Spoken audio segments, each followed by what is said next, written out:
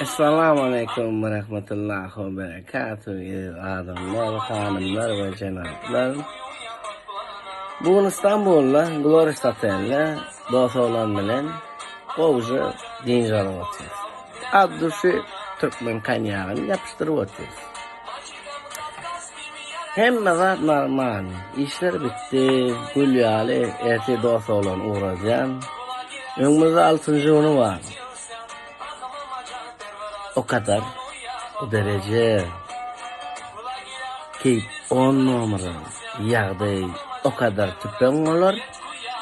Nesip edenden pon full 6. yıl İstanbul'u bet dinlen ya. Yani o kadarın vize, selfie, melfi, sakin, maki, viski, miski, sakin, maki de içinde